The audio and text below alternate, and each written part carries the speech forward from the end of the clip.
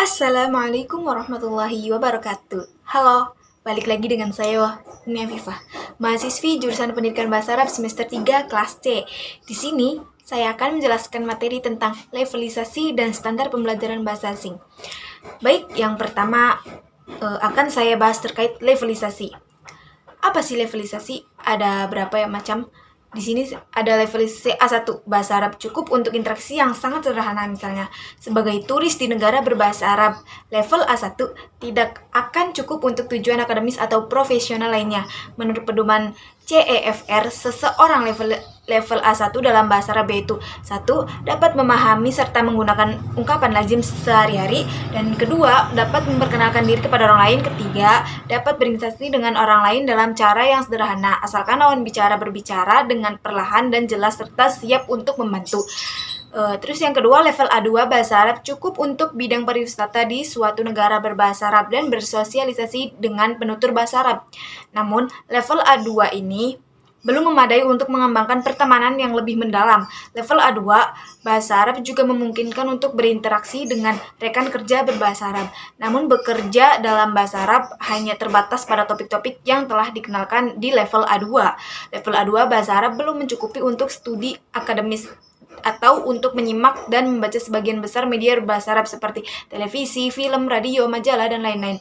Menurut pedoman CEFR, seseorang di level A2 dalam bahasa Arab yaitu 1. Dapat memahami kalimat dan ungkapan yang sering digunakan terkait dengan bidang yang berhubungan langsung, misalnya informasi dasar tentang pribadi dan keluarga, berbelanja, geografi lokal, dan pekerjaan. Yang kedua, dapat berkomunikasi dalam tugas-tugas rutin yang membutuhkan pertukaran informasi sederhana dan langsung mengenai hal-hal yang lazim.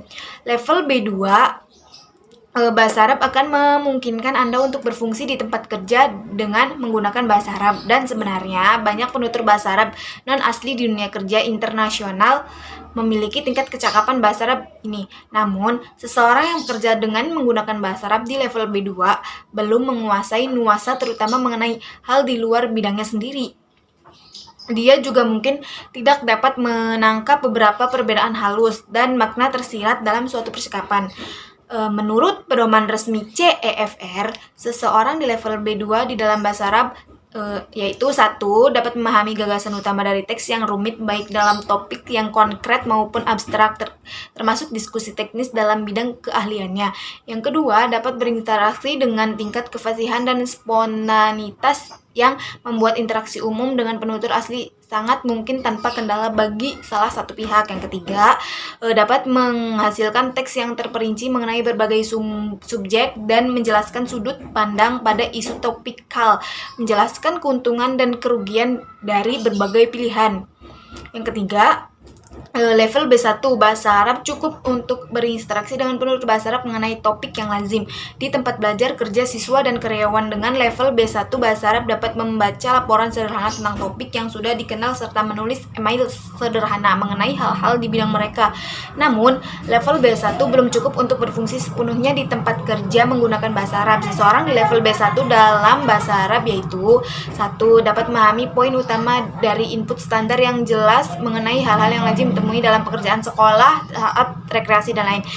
Yang kedua, dapat menangani sebagian besar situasi yang paling mungkin terjadi saat berpergian di daerah tempat bahasa tersebut digunakan. Yang ketiga, dapat menghasilkan teks terhubung sederhana mengenai topik yang lazim atau terkait minat pribadi. Terus yang keempat, level C1 bahasa Arab akan memungkinkan Anda untuk berfungsi di berbagai bidang di tempat kerja atau di lingkungan akademis. Level C1 memungkinkan kemandirian penuh di negara berbahasa Arab. Seseorang di level C1 dalam bahasa Arab yaitu 1. Dapat memahami beragam teks yang lebih sulit dan lebih panjang serta mengenali makna yang tersirat. Yang kedua, dapat mengekspresikan gagasan dengan fasih dan spontan tanpa kesulitan menemukan ungkapan. Yang ketiga, dapat menggunakan bahasa dengan fleksibel dan efektif untuk tujuan sosial, akademik, dan profesional. Yang keempat, dapat menghasilkan teks yang jelas, terstruktur, dan terperinci mengenai subjek yang kompleks, menunjukkan penggunaan pola organisasi, konektor, dan perangkat kohesif dengan terkendali. Yang kelima, keempat atau kelima. Level C2 bahasa Arab pada dasarnya adalah tingkat penutur asli. Level ini memungkinkan seseorang untuk membaca dan menulis apapun mengenai segala subjek, memahami ekspresi bernuansa emosi dan opini, serta berpartisipasi secara aktif dalam lingkungan akademis atau profesional apapun. Menurut pedoman resmi, seseorang di level C2 dalam berbahasa Arab yaitu 1. Dapat memahami dengan mudah hampir semua hal yang didengar atau dibaca. Yang kedua, dapat merangkum informasi dari berbagai sumber lisan dan tertulis, menceritakan kembali argumen dan cerita dalam presentasi yang berhubungan. Yang ketiga, dapat mengekspresikan diri secara spontan, sangat fasih dan akurat, mengerti perbedaan makna yang halus bahkan dalam situasi yang paling kompleks. Nah, sekarang pembahasan yang kedua yaitu standar pembelajaran bahasa asing yang dikeluarkan oleh ACTV atau di American Council tentang pengajaran bahasa asing yang diistilahkan dengan 5C, yaitu komunikasi pertama, budaya kedua, koneksi ketiga, keempat, perbandingan, dan komentar kelima, komunikasi. Nah, untuk yang pertama yaitu komunikasi. Standar komunikasi ini menggarisbawahi bahwa pengguna bahasa digunakan untuk berkomunikasi dalam situasi nyata atau situasi nyata. Pelajar BLAD dituntut untuk dapat berkomunikasi. Komunikasi baik lisan maupun tulisan juga mampu memaknai pesan dalam bentuk lisan dan tulisan serta mampu menunjukkan pemahaman budaya saat berkomunikasi dan mampu menyajikan informasi baik secara lisan maupun tulisan seperti itu. Untuk yang kedua, budaya bahasa dan budaya adalah dua hal yang tidak saling berhubungan. Belajar bahasa tidak mungkin terlepas dari pemahaman lintas budaya atau pemahaman lintas budaya akan memberikan rasa saling menghargai perbedaan yang ada antara budaya sendiri dan budaya orang lain, sehingga pembelajar bahasa asing akan lebih terbiasa menghadapi berbagai perbedaan tersebut. Sebagai cara pandang dan kebiasaan budaya, toleransi negara lain dapat diasah melalui pemahaman lintas budaya. Di sisi lain, prasangka dan stereotip yang sering menimbulkan prasangka negatif dapat dihindari.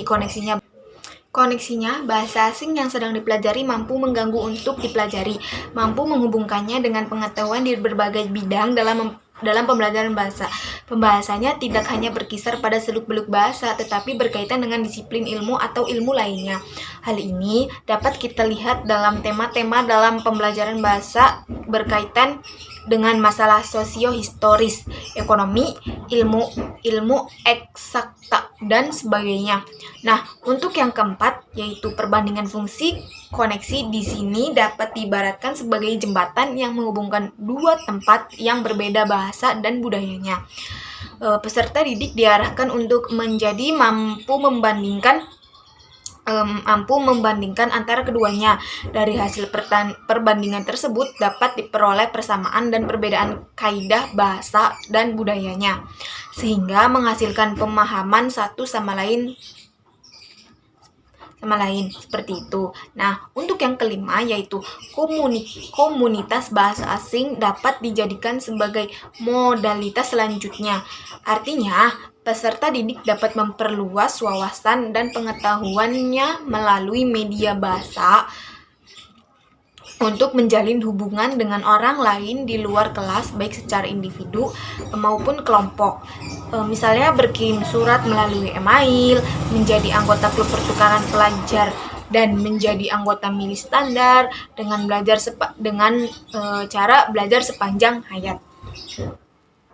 Sekian saja dari saya, kurang lebihnya mohon maaf. Apabila ada salah kata atau berkata dengan cepat, mohon maaf.